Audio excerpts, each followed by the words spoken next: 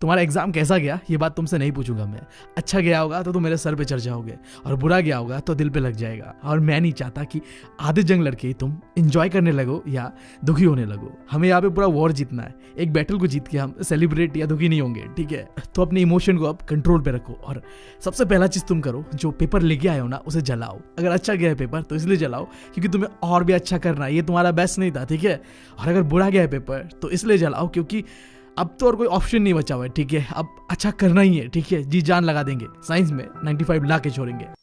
अब बात करते हैं कि क्वेश्चन साइंस के अंदर में कहाँ से आ सकता है, और उसके बाद हमें किस तरीके से अपना तैयारी को रखना चाहिए कि हम एक भी क्वेश्चन अगर एग्जाम में आ गया ना तो उसे हम देख के घबराए नहीं, हम हर एक क्वेश्चन को करके आए और 95 लेके आए। अभी अगर तुम्हें जानना है कि सीबीएसई इस बार किस तरह का क्वेश्चन काटेगा, कहाँ से बनने वाला है क्वेश्चन इस बार, तो 3 चीजों को देखना है तुम्हें: sample paper, practice paper and PYQs। तो पहले बात करते हैं सैंपल पेपर और प्रैक्टिस पेपर का। टोटल 80 मार्क्स का क्वेश्चन होगा, ये तुम्हें पता है। अब कितने सेक्शन में डिवाइडेड है क्वेश्चंस? 5 सेक्शंस में, ठीक है? ABCDE। अब देखो जो स्टार्टिंग का सेक्शन है, सेक्शन ए, यहाँ पे 20 ऑब्जेक्टिव क्वेश्चंस आ रहा है, जहां में डायरेक्ट MCQ भी पूछा जा रहा है, जो कि 1 से लेकर 16 तक का क्वेश्चन होगा, वो डायरेक्ट MCQ वाला है। तुम एक बार चेकआउट कर लेना। मैं दोनों का PDF, प्रैक्टिस पेपर का और सैंपल पेपर का, इसी वीडियो के डिस्क्रिप्शन में दे दूंगा।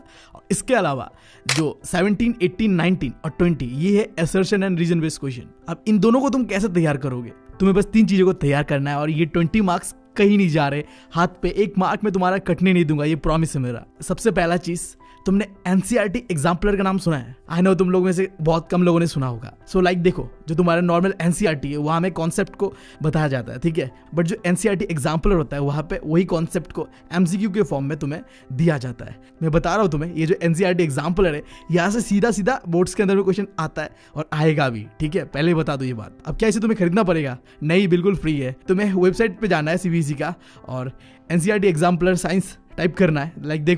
लाइक देखो मैं अभी तुम्हारे सामने डाउनलोड करके दिखा देता हूँ, और साथ साथ वीडियो के डिस्क्रिप्शन में भी मैं लिंक दे दूंगा ताकि तुम्हें इधर उधर ना भटकना पड़े। जाओ यहाँ पे, जाने के बाद अंदर जाके अपना साइंस वाला सेगमेंट पे जाओ और यहाँ से चैप्टर वाइज डाउनलोड कर लो। बहुत सिंपल है, डाउनलोड करो और प्रैक्टिस करो। अब यहाँ में एक चीज़ प्रॉब्लम आ सकता है तुम्हें। वो क्या प्रॉब्लम आ सकता है कि यहाँ पे सोल्यूशन नहीं दिया हुआ है। अब सोल्यूशन के लिए तुम क्या करोगे? हमारा गूगल बाबा है ना यार, तो गूगल बाबा के पास जाओ। तुम्हें क्या करना है, चैप्टर वाइज जो भी चैप्टर होगा उसके आगे एग्जाम्पलर लगाओ और सोल्यूशन बोल के लिखो। कई सारे वेबसाइट्स हैं जहां सोल्यूशन दिया हुआ है, और मुझसे अगर हो पाएगा ना तो मैं इसी वीडियो के डिस्क्रिप्शन में तुम्हें उन सारे वेबसाइट्स का लिंक जो सोल्यूशन प्रोवाइड किया हुआ है उनका लिंक प्रोवाइड कर दूंगा इसी वीडियो में। थोड़ा टाइम लग सकता है। अभी अगर तुम इस वीडियो को देख रहे हो और डिस्क्रिप्शन खाली है ना, तो सोचना कि मैं काम कर रहा हूँ उसके ऊपर, ठीक है?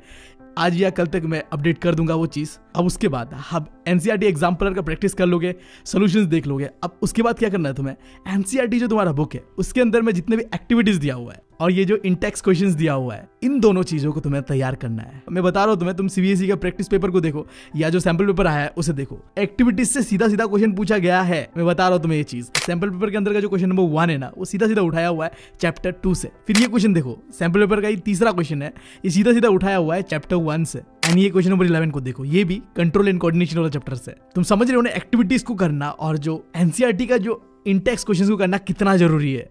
अगर तुम चाहते हो कि तुम्हारा एक भी मार्क न कटे तो भाई साहब ये चीज तुम्हें छोड़ के नहीं जाना है। अभी बैठो जाके और जितने भी एक्टिविटीज है और जो NCERT का जो इंटेक्स क्वेश्चंस है उन सब का प्रैक्टिस करो। सॉल्यूशंस तुम्हें मिल जाएगा गूगल के अंदर ही। गूगल बाबा जिंदाबाद है। और यहाँ पे अगर मुझसे हो पाएगा, जो कि मैं करने की कोशिश करूंगा, डिपेंड ऑन टाइम, जितने भी एक्टिविटीज है उनके ऊपर एक 1 शॉट वीडियो लेके आऊंगा कंप्लीट, जहां तुम्हें समझाऊंगा कि कैसे तुम्हें करना है, नहीं करना है चीजों को। बट अगर मैं नहीं भी करता ना, तुम अगर बस इन 3 चीजों को तैयार कर लेते हो, तुम्हारा वो 20 मार्क्स कहीं नहीं जा रहा। अब उसके बाद बात करते हैं जो बाकी के सेक्शन है, लाइक BCD। इन 3 सेक्शंस पे आएगा very short question and long questions. अब इसको कैसे तैयार करोगे तुम?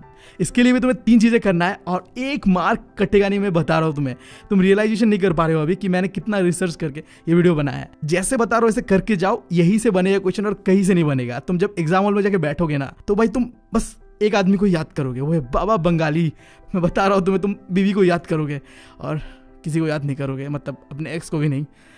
छोड़ो, मुद्दे पे आता है। तो अगर तुम्हें ये तीनों टाइप ऑफ क्वेश्चंस जो है, very short and long questions तैयार करना है, तो सबसे पहला चीज क्या करना है तुम्हें, NCERT के अंदर में जितने भी कॉन्सेप्ट है ना, चैप्टर्स का, उन कॉन्सेप्ट को बहुत ही डिटेल में जानना पड़ेगा। एक भी अगर कॉन्सेप्ट को तुम छोड़ के जा रहे हो, तुम्हें पता नहीं उसके बारे में, तो तुम अपने पैर पे कुल्हाड़ी मार रहे हो, और मैं तुम्हारे पैर पे कुल्हाड़ी मारने दूंगा नहीं। तो प्लेलिस्ट चेक करो इस चैनल का, साइंस का जो भी है एनिमेटेड कंटेंट बना हुआ है। बस 3 चैप्टर बाकी है, मैं कोशिश कर रहा हूँ कि वो तीनों चैप्टर भी मैं 2 से 3 दिन में निपटा दूंगा। अगर हो सकेगा एग्जाम का आखिरी दिन भी होगा तो मैं अपलोड करूंगा तुम लोगों के लिए। अपना दिन रात का मेहनत कर रहा हूँ, आंखों पे बस अब झुर्रियाँ आना बाकी रह गया है, मतलब 3-4 घंटा बस सो रहा हूँ मैं, ठीक है, समझ रहे हो ना। इतना डेडिकेशन दे रहा हूँ मैं तुम लोग के लिए, अब तुम्हें भी इतना डेडिकेशन देना है भाई। अगर मैं दे रहा हूँ तुम लोग के लिए, इतना एफर्ट लगा रहा हूँ, तो तुम्हें भी इतना लगाना पड़ेगा अपने लिए, समझ रहे हो मेरी बात। अब जो ये एनिमेटेड वीडियोस मैंने प्लेलिस्ट पर डाला है, इसको देखोगे या फिर तुम कहीं से भी देख लो यार, बस अपना बेसिक कॉन्सेप्ट जो चैप्टर का है उसे कंप्लीट कर लेना। और मैं हो सकेगा तो नोट्स भी प्रोवाइड कर दूंगा इसी वीडियो के डिस्क्रिप्शन में। अब इसके बाद बात करते हैं तुम्हें क्या करना है। भाई साहब, PYQ का नाम सुना है, प्रीवियस ईयर क्वेश्चंस। अब इसका इस्तेमाल क्या होता है पता है? एग्जाम में कौन सा क्वेश्चन इंपॉर्टेंट है, कौन सा क्वेश्चन बार बार CBSE पूछ रहा है, वो क्वेश्चंस को अगर समझना है ना, तो कोई तुम्हारा सैम्पल पेपर, मैं नाम नहीं लूंगा किसी कंपनी का, कोई भी तुम्हें ये मदद नहीं कर पाएगा। एक चीज है जो वो मदद कर पाएगा, वो है PYQs। मतलब मैं ना PYQs को भगवान से बस एक कदम ही नीचे मानता हूँ, समझ रहे हो, इतना इंपॉर्टेंस देता हूँ। या तो अभी तुम जाके CBSE वेबसाइट पे चले जाओ और डाउनलोड कर लो वहाँ से, या फिर मैंने और मेरे सिस्टर ने बहुत ही मेहनत करी तुम लोग के लिए, चैप्टर वाइज हर एक चैप्टर का, चाहे मैंने वो चैप्टर कंप्लीट किया हो या नहीं किया हो, बट तुम्हें मैं चैप्टर वाइज PYQs प्रोवाइड कर रहा हूँ। लिटरली अभी से लेके 5 सालों तक अगर CBSE ने कोई भी क्वेश्चंस दिया है और वो क्वेश्चंस रिपीट कर रहा है, तो वो क्वेश्चंस तुम्हें इस चैप्टर वाइज PYQs के अंदर मिल जाएगा। बस इसे एक बार कर लेना, सॉल्यूशन खुद से मारना, फिर जाके इसके सॉल्यूशंस को देखना। मैं बता रहा हूँ, तुम अपना कॉन्सेप्ट तैयार कर लोगे, तुम्हें पता होगा कि कौन सा क्वेश्चन इंपॉर्टेंट है PYQs को देखने के बाद। अब आखिरी एक चीज करना है जो कि प्रैक्टिस के लिए होगा, क्योंकि अल्टीमेटली भाई साहब जाके पेपर सॉल्व करना है, जिससे तुम्हारा टाइम भी मैनेज हो जाएगा और आंसर राइटिंग का प्रैक्टिस भी हो जाएगा एंड कॉन्फिडेंस भी आ जाएगा, राइट। अब इन तीनों चीज़ों को अगर एक साथ करना है, टाइम मैनेजमेंट, कॉन्फिडेंट और आंसर राइटिंग का प्रैक्टिस, तो क्या करना है अभी तुम्हें? सैम्पल पेपर का लिंक दे रहा हूँ और प्रैक्टिस पेपर का भी लिंक दे रहा हूँ। ऑफिशियल CBSE का डाउनलोड करने भी जाने जरूरी नहीं, इसी वीडियो के डिस्क्रिप्शन में दे रहा हूँ, जाके प्रैक्टिस करो। अब अगर तुम्हारा अभी तक सिलेबस कंप्लीट हो चुका है तो अभी करना शुरू कर दो प्रैक्टिस। अगर अभी तक नहीं हुआ है तो जाके पहले 1 शॉट वीडियोस देख लो, उसके बाद इन्हें करो, बट करना जरूर, कुछ भी छोड़ना मत। अब आखिरी चीज़ देखो, इन सारी चीज़ों को कर लोगे, आखिरी जो बचेगा कॉम्पिटेंसी बेस्ड क्वेश्चन, जो कि सेक्शन तुम्हारा E होगा, उसे तुम्हें क्या करना है? देखो, उसके लिए मैं तुमसे वादा करता हूँ कुछ चीज़ों को, मैं तुम लोग के लिए ना प्रैक्टिस क्वेश्चंस प्रोवाइड कर दूंगा, साथ ही साथ डेडिकेटेडली कॉम्पिटेंसी बेस्ड क्वेश्चंस को मैं तुम लोगों के लिए निकाल के लेके आऊंगा बहुत ही जल्द। 1 मार्क हो या 2 मार्क हो या कॉम्पिटेंसी बेस्ड क्वेश्चंस हो, इनके ऊपर एक इंपॉर्टेंट वीडियो लाऊंगा जहां हम इन सारी चीज़ों को हम डिस्कस करेंगे। और आखिरी चीज़, माइंड मैप हो सकेगा तो माइंड मैप भी लेके आऊंगा। काम चल रहा है, ड्राइंग बन रहा है, देखते हैं कितने दिन में बन जाता है। मेरी बहन की ड्राइंग पता है तुम्हें, बहुत स्लो बनाती है, बट आई होप कि बन जाए एंड देन तुम लोग के लिए वो तैयार रहे।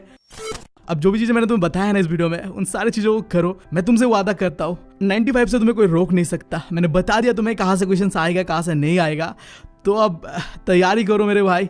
बस अब फाड़ देना है, ठीक है, अगला पेपर भी, टाइम बहुत ही कम है, तो अब बकचोदी नहीं करना है, ठीक है। उधर उधर ध्यान मत दो, पेपर चाहे अभी कैसा भी गया हो, इंग्लिश का फर्क नहीं पड़ता। मैं बता रहा हूँ, पेपर को जला डालो, बहुत ही इंपॉर्टेंट चीज़ है। और आगे भी ना तुम क्या करना, सुनो, एग्जामों से बाहर निकलने के बाद सबसे इंपॉर्टेंट चीज़ जो तुम्हें करना है, अपने पेपर को फाड़ के ना उड़ा दो। और उसके बाद अपने उन चूतिया दोस्तों से दूर रहो जो पेपर को डिस्कस कर रहे होते हैं, और उन टीचर से भी दूर रहो जो एग्जाम देने के बाद आके भाई साहब पेपर को तुम्हें बता रहे होते, कंपेयर कर रहे होते, आंसर्स को सॉल्यूशन दे रहे होते। नहीं, मतलब मैं उन सारे टीचर्स से एक रिक्वेस्ट करना चाहूँगा, आप लोग ये नहीं करके क्यों PYQs के ऊपर या फिर सैम्पल पेपर के ऊपर वीडियोस डेडिकेटेड नहीं बना देते हो। मतलब एग्जाम खत्म होता है, आप आ जाते हो लाइव, बच्चा को ये जताने कि भाई तूने क्या क्या गलतियां किया वो देख ले, ताकि तू और डिप्रेस हो जाए, तू और डिमोरलाइज हो जाए। भाई मैं यहाँ पे एक मिनट अपना नहीं गवा के बच्चों को डिमोरलाइज होने से बचा रहा हूँ, बच्चों को मोटिवेट कर रहा हूँ। और मैं देख रहा हूँ, मतलब चैनल का नाम नहीं लूंगा मैं किसी का, बट मत करो यार, ऐसा मत करो, मैं रिक्वेस्ट कर रहा हूँ, बच्चों को डिमोरलाइज मत करो। बच्चे उड़ने दो, दौड़ने दो, भागने दो, जितना हो सके मोटिवेट करो, और जो हो सकेगा तुमसे अच्छी चीजें उन्हें करो। छोड़ो यार, इन सब के बारे में और बात नहीं करते, तुम लोगों का समय बर्बाद नहीं करूंगा। मैं लेता हूँ अलविदा तुमसे, मिलता हूँ अगले वीडियो में। Thank you, love you all.